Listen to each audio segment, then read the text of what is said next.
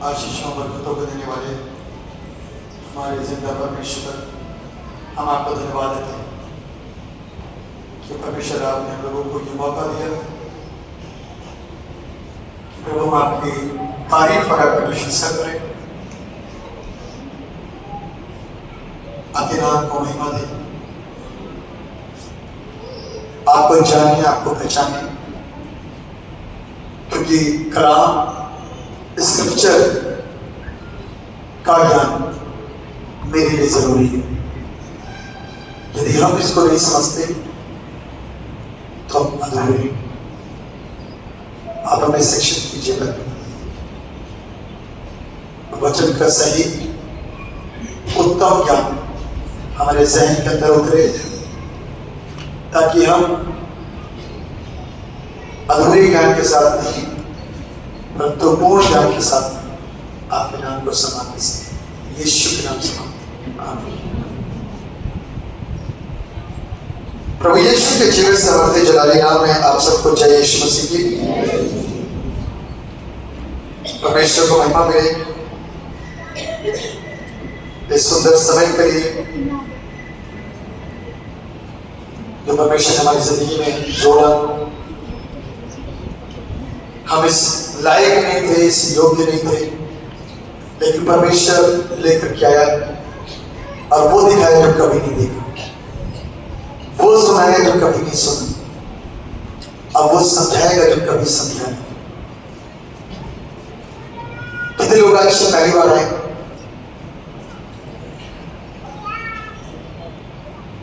परमेश्वर आपको ब्लेस करे, जिसके द्वारा भी आप आए हो, जिसने भी आपको बताया यहाँ का रास्ता, परमेश्वर आपको ब्लेस करे, उनको ब्लेस करे इनके द्वारा आप यहाँ तक पहुंचे हैं।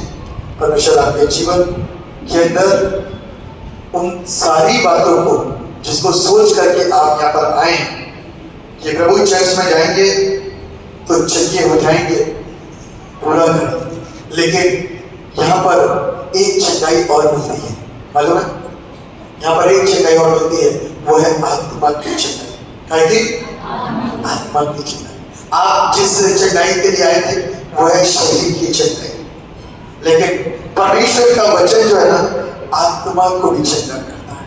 आमीन। और हमारे हर एक सोच, हमारे हर एक विचार और हमारी हर एक मान्यता, हमारा नजरिया, हमारा देखना, हमारा उठना, हमारा चलना सब जानता है, सब जानता है। इसीलिए परमेश्वर मालिक कुछ कहता है, मैं सब निकालिए। निर्गमन की पुस्तक उसका 20 अध्याय, मैं सब निकाल लीजिए।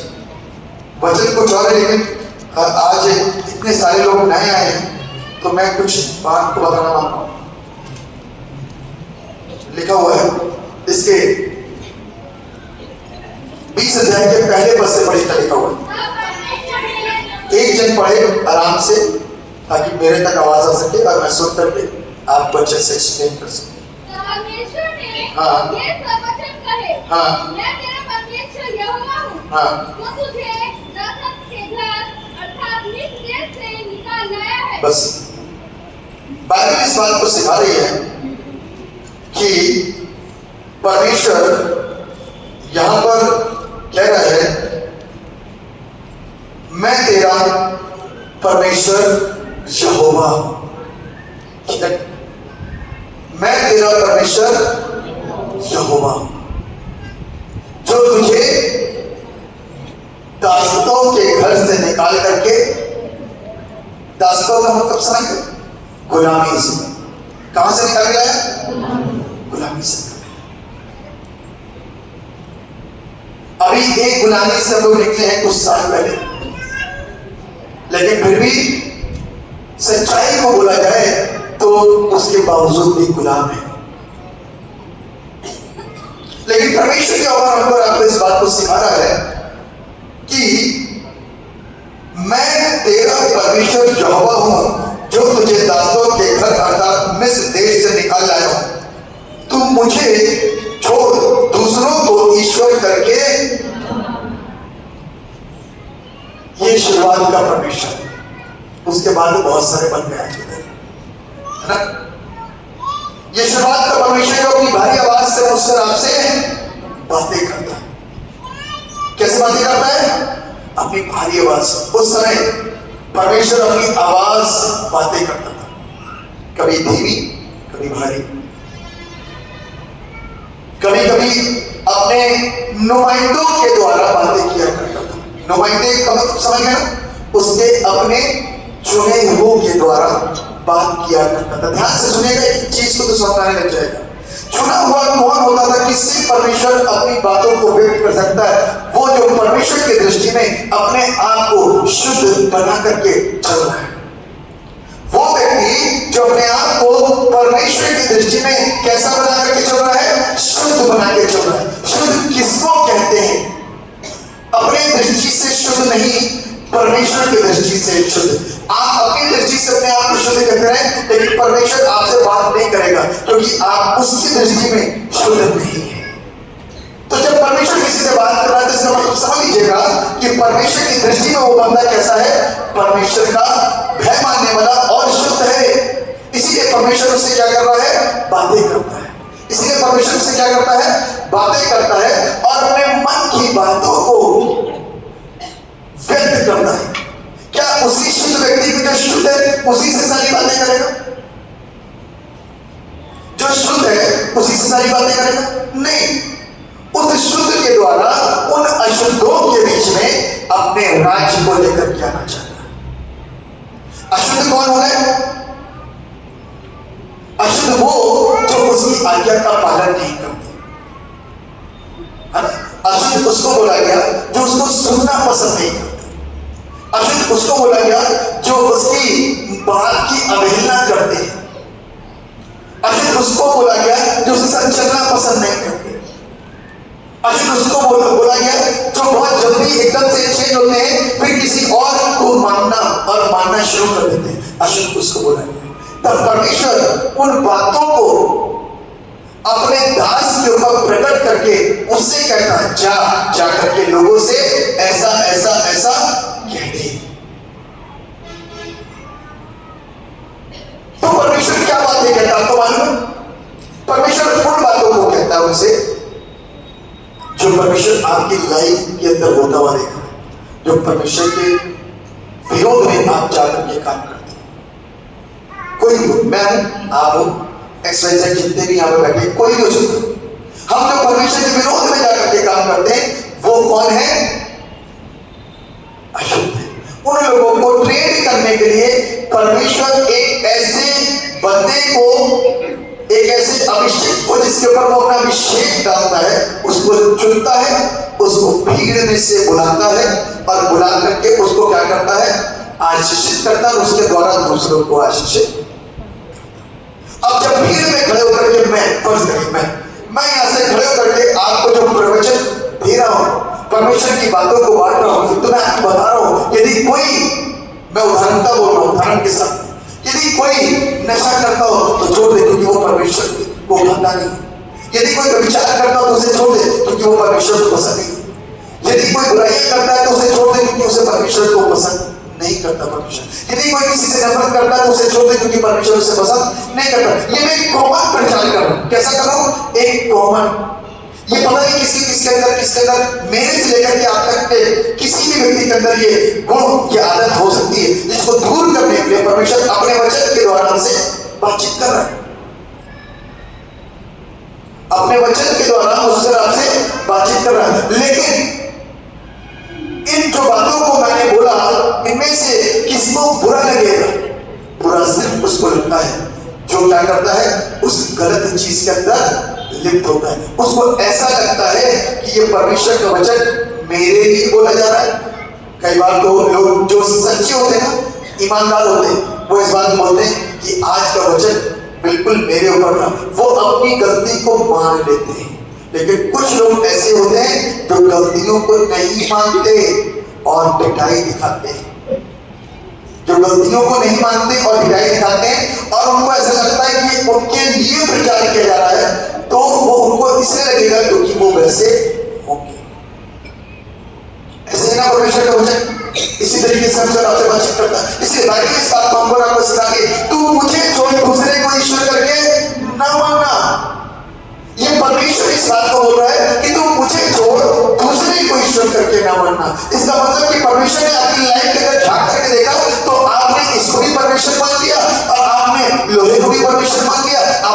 को भी परमेश्वर मान लिया, और जितनी कसर बची थी आप में से इंसान को भी परमेश्वर ही मान लिया।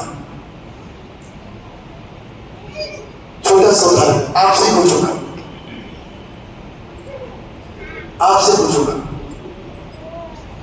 आपके बच्चे की परवरिश करते हो आप, आपके बच्चे को खिलाते पिलाते हो आप, आपके बच्चे को कपड़े लत्ते पहनाते हो आप, आपके बच्चे की पढ़ाई लिखाई कॉपी किताब फीस भरते हो आप, लेकिन आपका बच्चा आपको छोड़कर पड़ोसी की तारीफ करे तो दिल पे हाथ रख के बताओ कैसा लगेगा? जितने लोग खुश हो रहे हैं, खुश होंगे, तो उनके लिए तो दूसरे को ईश्वर मानना कोई प्रॉब्लम की बात नहीं। जिसको दुख पहुंचेगा ना कि मैं सब कुछ कर रहा हूं अपने बच्चे के लिए, तो वैसे ही परमेश्वर को भी सोचना शुरू करो, वही शुरुआत है और वही आदि और वही अंत है। अब बीच में से आपने किसी को पकड़ लिया, फर्स्ट नहीं, मैंने इसको पकड़ लिया, मेरे बाद मेरी संतानें पैदा हुई, उन्होंने इसको पकड़ लिया, तो आपने तो यही आपका माई बाप हो गया, लेकिन आपको ये नहीं पता कि मेरे बाप ने कहां से शुरुआत करी थी, उसको नहीं पता। इसीलिए बीच में इतने सारे बाप आ गए, इतने सारे ईश्वर आ गए, इतने सारे देवी देवता आ गए कि गड़बड़ियां पैदा हो गई। लोगों को ये नहीं समझ रहा कि माने किसको, इसलिए मानते मानते मानते मानते मानते जाने कितने करोड़ों की तादाद में ये हो गए, लेकिन निवारण किसी को भी नहीं मिल पा रहा। अभी आपने गवाहियां सुना, ये गवाहियां क्यों थी कि मरा बच्चा मर गया, भाई मर गया, और दुआ करी जिंदा हो गया।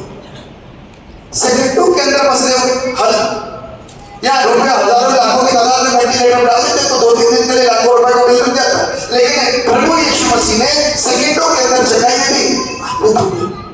रसौलियां बता रहे हैं कि रसौलियों की प्रार्थना हुई, रसौलियां खत्म हो गई। जिसका ऑपरेशन लगता है शरीर के अंदर औजार लगते हैं, बगैर औजार के रसौलियां खत्म हो गई, ये कोई कम बात है? ऑपरेशन के इंसान को 10 बार मेडिकली प्रिपेयर होना पड़ता है कि मैंने ऑपरेशन के बाद से दुआ कर दीजिएगा, गाड़ी की दुआ कर दीजिएगा, लेकिन गाड़ी गायब कर दी प्रभु यीशु मसीह ने।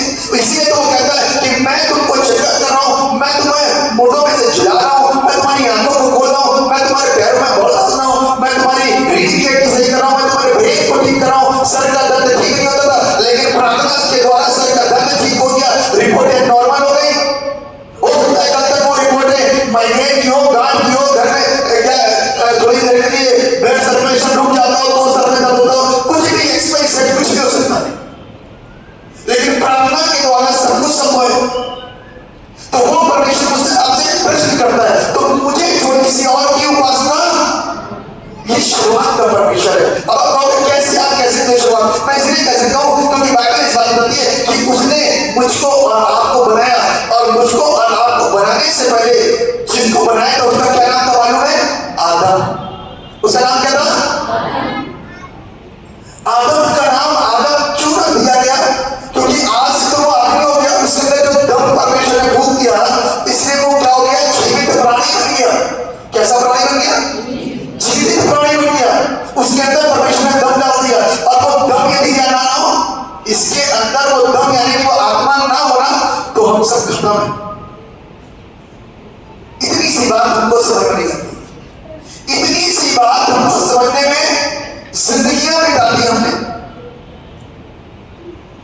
इतनी सी बात। फिर आत्मा यहां से खत्म हो जाएगी तो मैं ऐसे गिरूंगा जैसे कि कुछ नहीं है, मैं हवा में यूं करके सर नीचे गिरूंगा,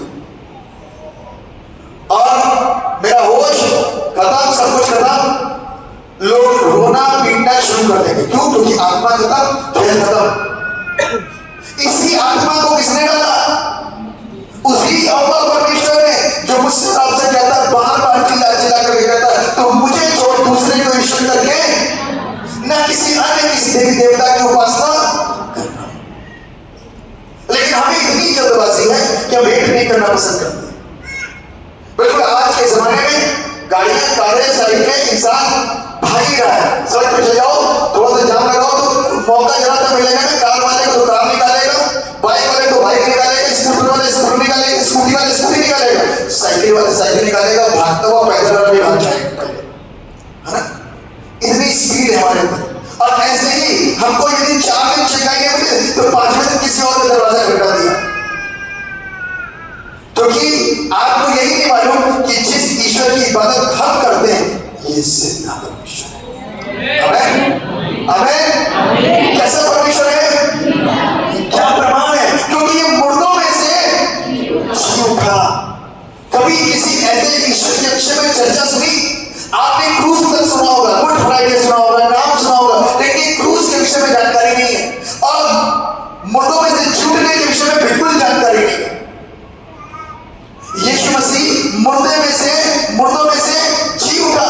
मुर्दों में जो करें कि दुनिया के अंदर आज तक जितने मुर्दे हैं एक भी मुर्दा जी में उठा,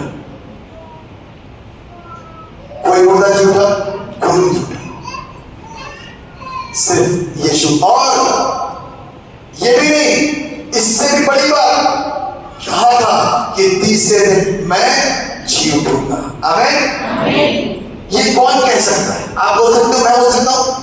मैं दुआ कर रहा हूं लोग ठीक हो रहे हैं, क्या मैं बोल सकता हूं? नहीं। आप दुआ कर रहे हो लोग ठीक हो रहे हैं, क्या आप बोल सकते हो? नहीं बोल सकते। क्यों? क्योंकि मनुष्य है। हमें मालूम मेरे ऊपर किसका हाथ है? परमेश्वर का हाथ है। इसलिए मैं वो काम नहीं कर सकता, परमेश्वर कर सकता है। इसलिए परमेश्वर ने बोला कि मैं तीसरे दिन इस मंदिर को खड़ा कर दूंगा। और तीसरे दिन वो मुर्दों में से गुड फ्राइडे और ईस्टर के बीच में क्या हुआ? ये रहा गुड फ्राइडे और ये रहा ईस्टर, ये रहा मरना, ये रहा जी उठना, के बीच में क्या था मालूम है? यीशु अधोलोक में गया। कहां गया? अधोलोक में।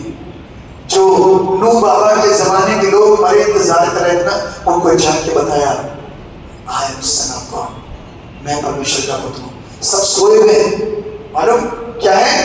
सोए हुए। जो प्रभु में मरता उसे क्या बोलते हैं? वो सो गया। प्रभु में मरता कोई मरता नहीं, वो सो जाता है। क्या होता है? सो जाता है। वो सोए पड़े थे और यीशु मसीह वहां पर गए और जैसे ही घोषणा करी I am son of God, तो सारे के सारे क्या हुए? जाग गए। जिसका इंतजार हम कर रहे थे वो सामने आ गया और सारे के सारे क्या हो गए? जाग उठे। तब यीशु मसीह ने अपने आप को बताया कि मैं ही हूं परमेश्वर का पुत्र। जब बताया ना तो लोगों को सेटिस्फैक्शन हो गया। प्रभु का सो जाओ, दोबारा होगा। लेकिन तुम्हारे साथ एक बंदे को देखे जा रहा हूं, कौन था वो डाकू था। आज ही तू मेरे साथ कहां होगा? विडोस में, स्वर्गलोक में। आज ही कर दो ने, आज ही तू मेरे साथ कहां होगा? विडोस में। और क्या हुआ? उस डाकू को भी गहरी नींद में डाल दिया, सो जाओ, फिर आऊंगा जब बादलों पर तो तुमको अपने साथ में लेकर के जाऊंगा। अभी काम खत्म नहीं हुआ था, तब यीशु मसीह कहां गया? दूसरे पाले में। कौन सा पाला था वो? किसका पाला था? शैतान का पाला। शैतान के पाले में गया। जब मैं इसकी स्टडी करता हूं ना तो मुझे बड़ा अच्छा लगता है कि जब एक कबड्डी का खेल होता है ना, तो एक खिलाड़ी जब दूसरे पाले में जाता है ना, तो पूरा अंदर तक जब तक छूट के नहीं आता तब तक उसकी कबड्डी की वो दौड़ कंप्लीट नहीं होती। और प्रभु यीशु मसीह दूसरे शैतान के पाले में गया और जितना बोल था ना वो उतारा और डाल दिया, क्योंकि कूड़ेदान तो वही है ना। कौन? शैतान। कूड़ेदान। और उसने कूड़ेदान में क्या कर दिया? प्रभु ने अपने कूड़े को, दुनिया के कूड़े को, दुनिया के पाप को क्या कर दिया? डाल दिया। और हमको और आपको क्या कर दिया? आजाद कर दिया। और यीशु मसीह वहां पर से जब बाहर आया ना तो अधोलोक के फाटक उसके ऊपर प्रबल नहीं हो पाए। ये गुड फ्राइडे से लेकर के ईस्टर के बीच का काम था। गुड फ्राइडे से लेकर के ईस्टर के बीच का काम। और इस काम को करने के बाद यीशु मसीह तीसरे दिन मुर्दों में से जिला दिया गया पिता के द्वारा। और आज हम वही जिंदा परमेश्वर की इबादत करते हैं मेरे प्रियो। आमीन। तू मुझे छोड़ दूसरे को ईश्वर करके, ना किसी देवी देवता की, ना किसी प्रतिमा की, जो आकाश कहता है तू अपने लिए कोई मूर्ति खोदकर ना बना। क्या करना? अपने लिए कोई मूर्ति खोदकर न बनाना। फिर कहता है ना किसी की प्रतिमा बनाना जो आकाश में या पृथ्वी पर या पृथ्वी के जल में है, तू उनको दंडवत न करना और न उनकी उपासना करना, क्योंकि मैं तेरा परमेश्वर यहोवा जन्म रखने वाला हूँ। और जो मुझसे बैर रखते हैं उनके बेटों, पोतों और परपोतों को भी पितरों का दंड दिया करता हूँ। उनके बेटों, पोतों और परपोतों को भी पितरों का दंड दिया करता हूँ। और जो मेरी आज्ञाओं को मानते, मुझसे प्रेम रखते हो, मेरी आज्ञाओं को मानते, उन हजारों हजार पर करुणा किया करता हूँ। उन हजारों पर प्रभु की कृपा बनी रहती है। आप मन में जाने अनजाने में प्रभु को कहीं ना कहीं जानते थे। मन में जब बोलते हो ना, जब मूर्त सामने नहीं आती तो मन में होते है प्रभु तुम कौन है। जब दर्द ज्यादा हो जाता है, जब मूर्ति नहीं सुनती, इंसान नहीं सुनता है, इंसान के द्वारा कुछ काम लेता, डॉक्टर के द्वारा कोई काम लेता, तब आप अपने सर को उठा करके, मालूम तो सब कोई के ऊपर ही है कोई, तो अपने सर को उठा करके बोलते प्रभु मुझ पर दया कर दे। तू जो कोई भी है, तब एंड में नाम कोई लेगा तो बोलता तू जो कोई भी है अपनी दया को कर, तब परमेश्वर आपको रास्ता दिखलवाता है। आमीन। और किसी से कहलवाता है, चाहे ट्रेन में हो, चाहे ई रिक्शा में बैठे हो, चाहे कहीं से आ रहे हो, कोई और शहर में हो, चाहे चले जाओ, चले जाओ, मैं भी ठीक हूँ, तुम भी ठीक हो जाओ। आमीन। आमीन। ये जिंदा परमेश्वर आपको लेकर के आए इतनी दूर दूर से। ये वही परमेश्वर है जो मुझसे और आपसे प्यार करता है। मालूम है, वो खुद ही दाता है और खुद ही दान है। वो सब कुछ, सारे प्रबंध सब कुछ उसी के द्वारा, हमारा कुछ नहीं। वो हमको पकड़े उठाने लेकर के भी आता है, डांट पर ढाल नहीं होता, फिर भी आता है, क्योंकि इतना प्यारा परमेश्वर। अब एंड के वक्त में क्या करता है मालूम है, वो कह रहा है, यहाँ पर लिखा है, जो मुझसे बैर रखते हैं, इसका है, तू उनको दंडवत न करना और न उनकी उपासना करना, क्योंकि मैं तेरा परमेश्वर यहोवा जन्म रखने वाला हूं। बाइबल कहती है यिर्मयाह नबी की पुस्तक उसका दूसरा अध्याय उसका 28 पद, उसमें लिखा है, तुमने अपनी पीठ मेरी तरफ कर दी। क्या कर दिया? अपनी पीठ मेरी तरफ कर दी। अपना चेहरा मुझे दिखाओ। जब आप चेहरा दिखा करके यहां पर आए, उस परमेश्वर को, ये पवित्र स्थान, महापवित्र स्थान, परमेश्वर के पूरे भवन में, जब आप अपने चेहरे को उसको दिखाते हो ना, चेहरे को दिखाने का मतलब समझते हो? कोई बता सकता है चेहरा दिखाने का? चेहरा दिखाने का अर्थ जानते हो? चेहरा दिखाने का अर्थ होता है कि अब आप सच्चाई की ओर बढ़ते हो। अभी तक तो कहां थे? अभी तक कहां थे? बाइबल कहती है उन गूंगी आत्माओं के द्वारा भगाए फिरते थे। क्या करते थे? गूंगी आत्माओं के द्वारा जिसे चलाया जाता था वैसे चलाए फिरते थे। लेकिन अब तुम सत्य की ओर फिर गए हो। अब परमेश्वर का चेहरा और तुम्हारा चेहरा आमने सामने। पहले कैसे थे? पहले चेहरा नहीं और था, परमेश्वर की तरफ पीठ थी। अब चेहरा चेहरा आमने सामने, तो परमेश्वर का तेज आपके ऊपर, और चंगाइयां, छुटकारे, आजादियां, श्रापों से मुक्तियां, घरों में बरकतें आनी शुरू होगी। यहाँ से आशीषों की बरकतें इस चेहरे से अंदर आनी शुरू हो गई है। तो गवाही क्यों नहीं बनेगी? गवाही क्यों नहीं बनेगी? लेकिन अब जब चेहरे से चेहरा देख लिया, सच्चाई को देख लिया, बाइबल कहती सत्य को जब तुम देखोगे तो सत्य तुमको पसंद करेगा। यहां जब देखना शुरू करते हो तो परमेश्वर का ज्ञान आपकी लाइफ के ऊपर आता है, तो ये बुद्धि खुल जाती है। क्या होता है? बुद्धि। तब मैं और आप इस बात को बोलते हैं कि भैया वाकई में अभी तक हमने अपनी जिंदगी को यूं ही गंवा दिया, लेकिन अब सच्चाई को हकीकत में पाया है। आमीन। कितने लोगों ने पाया? सच्चाई को कितने लोगों ने पाया? हालेलुया। शर्माने वाले भी जोर से अपना हाथ दोनों उठा सकते हैं तो शर्मा रहे। जी जी, परमेश्वर आपको ब्लेस करे, क्योंकि वो परमेश्वर की आशीष है जो परमेश्वर ने मुझको और आपको प्रदान करे। अब यदि आज हम उस आशीष को देखने के बाद में, प्राप्त करने के बाद में उसके गवाह न बने, तो अफसोस मेरे और आपके ऊपर। गवाही तो देनी बनती है ना? गवाही तो देनी बनती है। निकाल लीजिए, वापस अपने अध्याय पर आ जाते हैं। लूका रचित सुसमाचार उसका 24 अध्याय और उसके 36 पद से लिखा हुआ है, तब वे ये बातें कही रहे थे कि वो आप ही उनके बीच में आ खड़ा हुआ और उनसे कहा तुम्हें शांति मिले, परंतु वे घबरा गए और डर गए और समझे कि हम किसी भूत को देख रहे हैं। उसने उनसे कहा क्यों घबराते हो और तुम्हारे मन में क्यों संदेह, तुम्हारे मन में क्यों संदेह उठते हैं? मेरे हाथ और मेरे पांवों को देखो कि मैं वही हूं, मुझे छूकर देखो, क्योंकि आत्मा के हड्डी मांस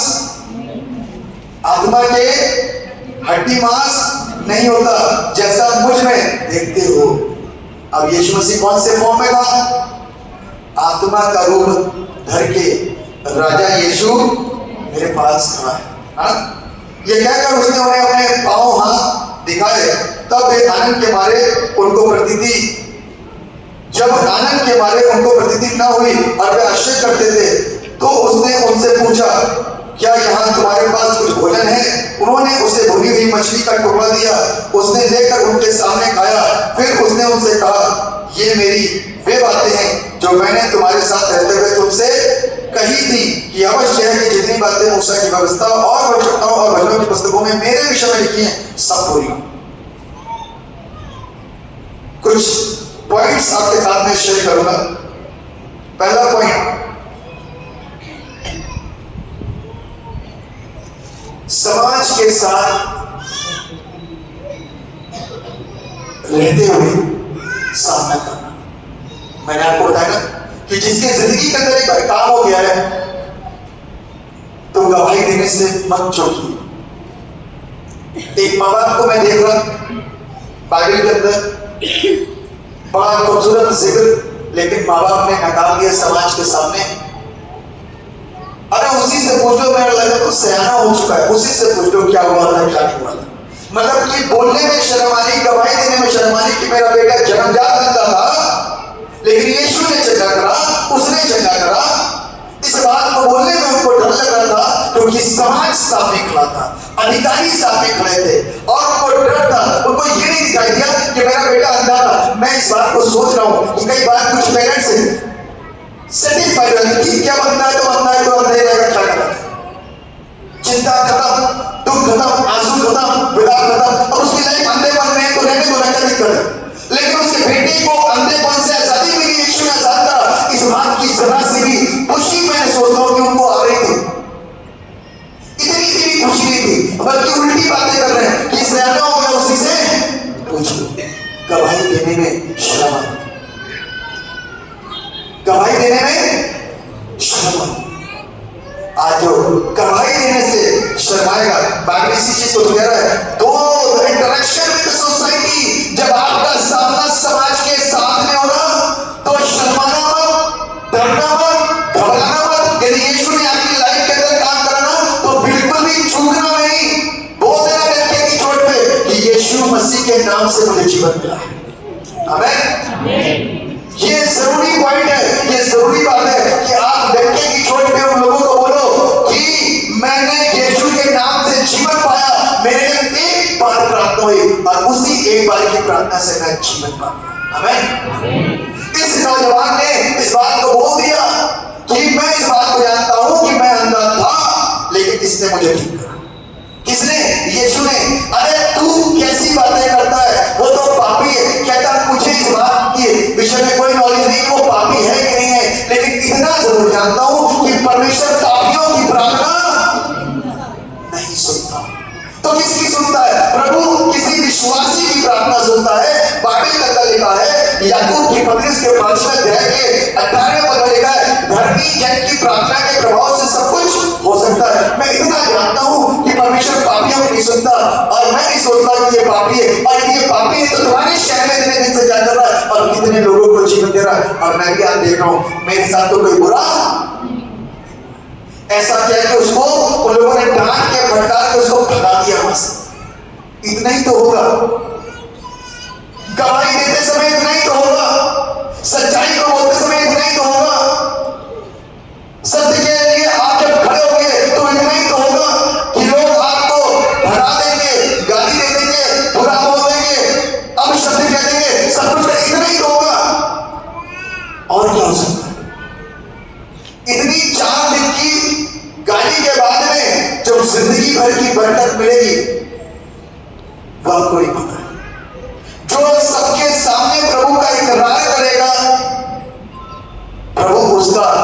परमेश्वर पिता के सामने क्या करेगा? इकरार करेगा। और जो सबके सामने प्रभु का इनकार करेगा, प्रभु उसके लिए कहेगा कि मैं तुम्हें नहीं जानता। और आप चाहते हैं कि प्रभु आपको जाने, आप चाहते हैं कि प्रभु आपकी हर प्रार्थना को सुने, आप चाहते हैं कि आपके हर एक शरीर के रोग खत्म हो जाए, आप चाहते हैं कि आपके शरीर की बीमारी चली जाए, आप चाहते हैं कि आपका बच्चा ठीक हो जाए, आप चाहते हैं कि आपके घर के बूढ़े ठीक हो जाए, आप चाहते हैं आपके घर की दरिद्रता दूर हो जाए, आप चाहते हैं आपके घर का बिजनेस चल जाए, सब कुछ तो आप चाहते हैं। और लेकिन प्रभु के नाम की गवाही देने में आज मुंह बंदे सीने में, और बाइबल इसी बात को बता रही है कि वो लोग जो इमाउस के मार्ग पर चल रहे थे पहचान ही नहीं पाए, पहचान नहीं पाए। इमाउस के मार्ग पर चल रहे हैं, प्रभु साथ साथ चल रहा है, वो भी साथ साथ चल रहे हैं, बड़ी गवाही चल रही है, बातें चल रही हैं, यीशु के विषय में बातें चल रही हैं, सब कुछ, लेकिन फिर भी यीशु को पहचान नहीं पा रहे। मालूम क्या कर रहे हैं? मालूम क्या कारण है कि प्रभु को आज लोग नहीं पहचान पाते? उसका कारण क्या है? परमेश्वर के वचन के स्क्रिप्चर का ज्ञान ना होना, ये दूसरा पॉइंट।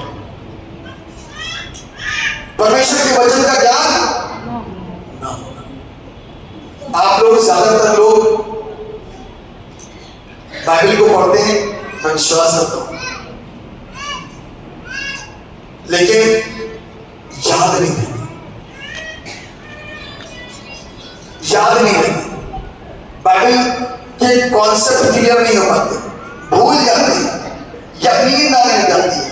नींद आने के भी दो कारण है, या तो दुष्ट आत्मा है, या तो आत्मिकता में कमजोरी है, या तो आत्मिकता में कमजोरी है। अभी कमजोर है, अभी इतने निपुण नहीं हुए, इतने शार्प नहीं हुए, इतने मजबूत नहीं हुए कि हम दिलेरी के साथ में घंटों प्रार्थना में बैठे। अभी वो निपुणता हमारे अंदर नहीं आई, कमजोरी है, या फिर दुष्ट आत्मा हमारी लाइफ के ऊपर काम कर। तो बाइबल हमको क्या सिखा रही है? बाइबल हमको ये सिखा रही है कि हम परमेश्वर के वचन को पढ़ते तो हैं, लेकिन ढंग से इसको ले नहीं पाते। इसीलिए क्या होता है कि हम प्रभु को आज भी पहचानने में कमजोर हो पाते हैं। क्या होता है? आज भी हम प्रभु को पहचानने में कमजोर है, ये पहचान नहीं पाए। इमाउस से मार्ग में जाने लगे, पहचान नहीं पाए। फिर कैसे पहचान हुई? जब प्रभु ने क्या कहा, ऐसा पढ़ी, इसके 42 पद को मैं आपके सामने पढ़ूंगा।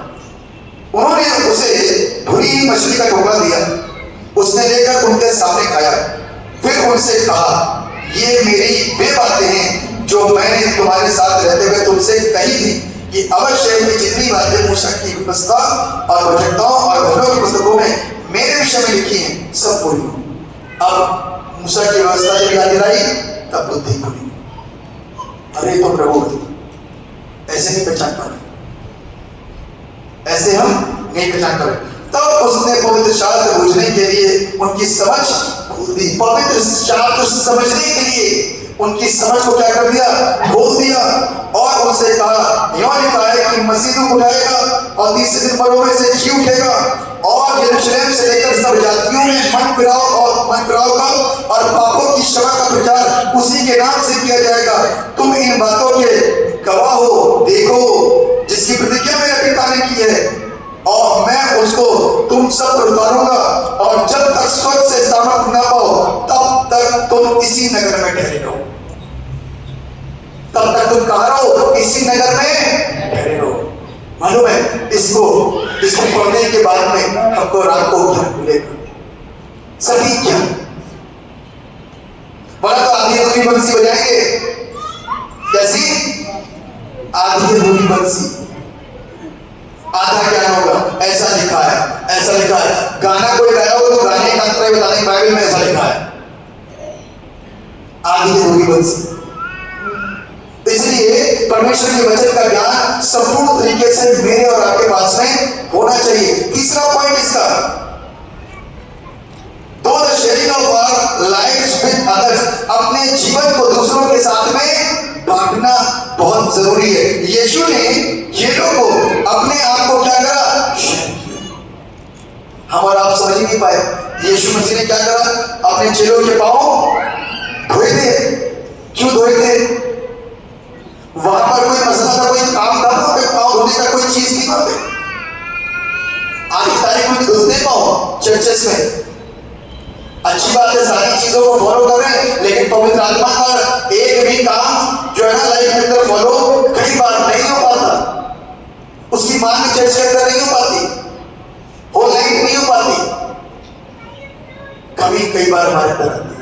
और ये सिर्फ इसलिए नहीं था कि सिर्फ हम पाँव धोकर के सारी चीजों की प्रैक्टिस करें, ये इसलिए था कि हम दीन होकर के सेवा को आगे बढ़ाएं, ताकि परमेश्वर का राज्य फैल सके, परमेश्वर का राज्य का हो। अब आपके अंदर, मैंने पिछले हफ्ते आप लोगों के लिए कुछ प्रार्थना करी थी, याद है किसी को? कोई आप लोगों के लिए प्रार्थना करी थी पिछले हफ्ते? क्या करी थी? वचन का प्रचार करने के लिए, ठीक है ना? वचन का प्रचार करने के लिए आज क्या दुआ करिए आपके लिए? जवानों के लिए दर्शन देखोगे और योएल नबी की दूसरे अध्याय के 28वां पद आपके ऊपर लागू होगा। ध्यान रखना, पहले दिन लिख लेना कागज के अंदर, पहले दिन क्या प्रार्थना हुई, दूसरी बार में क्या प्रार्थना हुई, 7 हफ्ते तक प्रार्थना होगी आपके लिए। चर्च के लिए विशेष प्रार्थना चल रही है। इस बात को ध्यान रखिएगा, नोटिस करिएगा, हर चीज को नोट कर लीजिए, क्योंकि परमेश्वर हमारी जिंदगी के ऊपर क्या कर रहा है, अपना काम कर रहा है।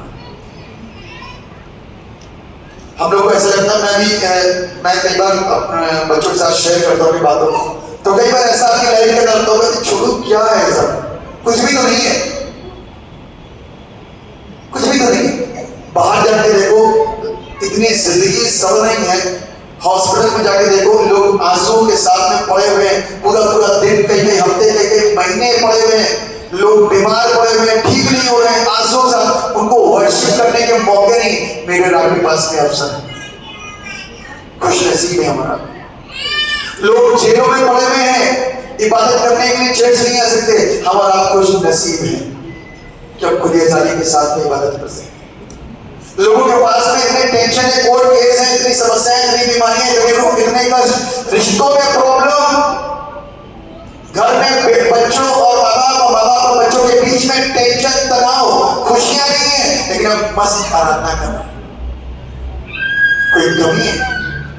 जिस घर के अंदर ऐसा मुसीबत आ जाएगी ना, तो सोचना वो घर कैसा नरक होगा। फिर आप ढूंढोगे कि हम चर्च जा करके कुछ शांति प्राप्त कर लें, कुछ तसल्ली, कुछ संतुष्टि मिल जाए, नहीं, क्योंकि आप अपने समय की उस खुशी को प्राप्त कर चुके और उस लाभ को जो आपको मिलना था आप खो बैठे हो, और अभी इतना दूर आ गया कि वापस घुटने देखने का वक्त ही नहीं। परमेश्वर हमको राह बताता है कि उसने मेरे रात के साथ में अपने जीवने की सामर्थ को बांटा, और चेलों के पास में जब कहना होगा लो सामर्थ को, पवित्र आत्मा को प्राप्त करो, और जब उसने अपने आप को शेयर किया तो वही चेलों ने आपके साथ में वो शेयर करा। और आज चर्च और चर्च के पास आपके साथ शेयर करते, जब आप सामर्थ में भरते हो ना, तो ये शेयर किया जाता है। आप दूसरों के सामने प्रार्थना करो ताकि दूसरे लोग पहले सुने और फिर चर्च जाकर के उस आशीष को प्राप्त करें। हमको तरीके नहीं बने। बाइबल कहती है, प्रेरितों के काम की पुस्तक उसका 5 अध्याय और उसके 27 पद में लिखा है, उन्होंने उन्हें लाकर महासभा के सामने खड़ा कर दिया। तब महायाजक ने उनसे पूछा, क्या हमने तुम्हें चिताकर आज्ञा न दी थी कि तुम इस नाम से उपदेश न करना? किस नाम से? यही तो हमारे जीवन का मूल है, हमारे जीवन की आशीष है। प्रभु का कलाम करता है, तू मुझे छोड़ दूसरे को ईश्वर करके। अभी मैंने आपको पहली आज्ञा बताई, क्या थी पहली आज्ञा? मैं तेरा परमेश्वर यहोवा हूँ, तो मुझे छोड़ किसी और की परस्तिश न करना। और यहाँ पर यही बाइबल के मानने वाले, यही व्यवस्था के मानने वाले, यही व्यवस्था पर चलने वाले लोग आज उल्टी बात कर रहे हैं। क्या कहते हैं? क्या हमने तुम्हें चिताकर आज्ञा ना दी थी कि तुम इस नाम से उपदेश ना करना? तुम इस नाम से उपदेश ना करना। तो अभी देखो, तुमने सारे यरूशलेम को अपने उपदेश से भर दिया है। आमीन। यरूशलेम के अंदर तो काम हो गया, अब इनको यरूशलेम से कार्य करना है। बाहर कहां पर?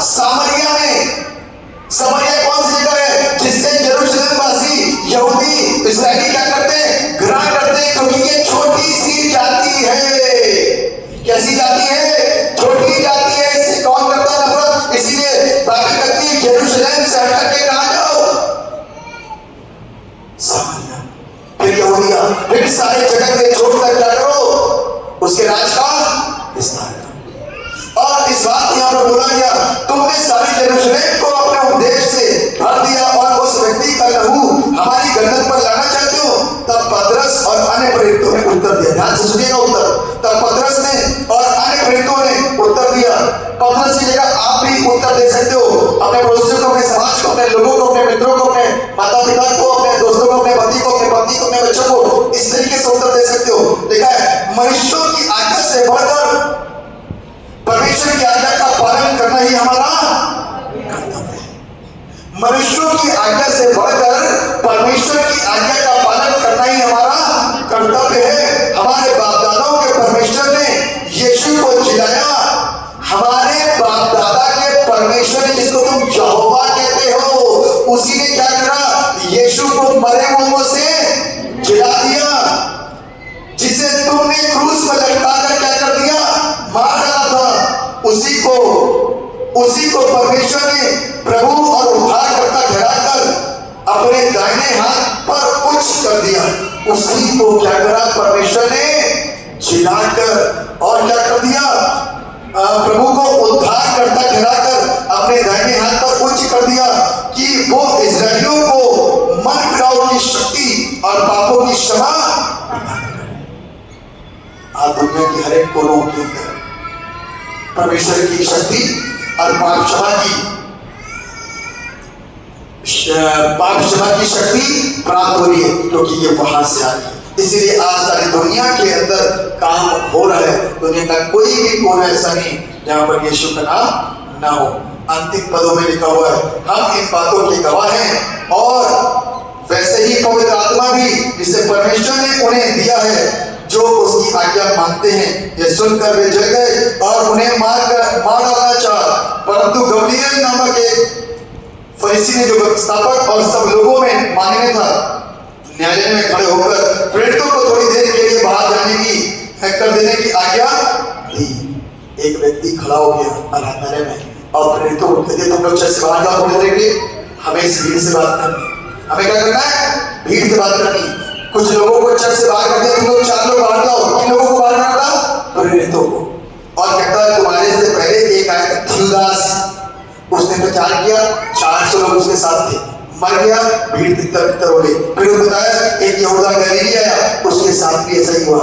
क्या तुम ऐसे ही चाहोगे कि तुम्हारे बीच में आए और तुम इस तरीके से करोगे? तो उन लोगों ने मना करा, नहीं, हम ऐसा नहीं चाहते। अब 40वें पद में तब उन्होंने उसकी बात मान ली और प्रेरितों को बुलाकर पिटवाया। क्या करा? प्रेरितों को बुलवाकर पिटवाया और ये आदेश देकर छोड़ दिया कि यीशु के नाम से फिर कोई बात ना करना। वे इस बात से आनंदित होकर महासभा के सामने से चले गए कि हम उसके नाम के लिए अपमानित होने के योग्य तो ठहरे। वे प्रतिदिन मंदिर में और घर घर में उपदेश करने और इस बात का सुसमाचार सुनाने से कि यीशु ही मसीह है ना रुकी। आमीन। आप रुकोगे क्या? आप रुकोगे कि यीशु मसीह है? यीशु को मसीह बोलने के लिए पवित्र आत्मा की ओर से बल प्राप्त होता है। हर एक जन बोल नहीं सकता। शैतान घबराता है। शैतान क्या होता है? घबराता है। मेरे प्रियो, आज मेरे आपके पास मौका है कि हम उस सच्चाई को प्रचार करें और उस दुष्ट को मुंह तोड़ जवाब दें। क्योंकि बाइबल क्या कहती है? हमारे युद्ध किससे है? अंधकार की शक्ति से। हमारे पास में परमेश्वर है और उस परमेश्वर की सहायता से हम उन अंधकार की शक्तियों को क्या कर सकते हैं? परास्त कर सकते हैं। जो विश्वास करेगा वो जीवन पाएगा। इसीलिए मैं फिर कहता हूं, यदि आज यीशु मसीह अच्छा है ना, तो अपने बच्चों को नरक में मत ढकेलना। यदि आप ये सोचते हो कि यीशु मसीह सच्चा परमेश्वर है, उद्धार करता है, तो अपने बच्चों और अपने औलादों को नरक में मत ढकेलना। उनको भी स्वर्ग लेकर आना, पास बातें करना, विश्वास के साथ बपतिस्मा पाए हुए लोगों के साथ उनके व्यवहार करना, खुद बपतिस्मा लेना और उसके बाद में विश्वास के साथ व्यवहार करना, ताकि आप वापस से नरक की जिंदगी को ना जियो और ना बच्चों को जियो। परमेश्वर आप सबको आशीष दे। दुआ करें। सर्वशक्तिमान परमेश्वर, धन्यवाद है आपकी आशीष के लिए जो आपने कही, अपने वचन से सिखाए, इसलिए प्रभु आपका धन्यवाद। अपने वचन पर मोहर लगा दीजिए, ताकि परपिता जितनी बातें परपिता परमेश्वर कि समाज के साथ रहते हुए सामना करना हमें आना चाहिए, और उस सच्चाई को दूसरों के साथ में बांटना हमें आना चाहिए, और उस सच्चाई में हमें अपने जीवन को जीना आना चाहिए। और वचन के द्वारा, वचन की शिक्षा को प्राप्त करके वचन में मजबूत होना चाहिए ताकि हम वापस न लौटें। आप दया करिए, सबको कैसे यीशु के नाम से मांगते हैं, आमीन।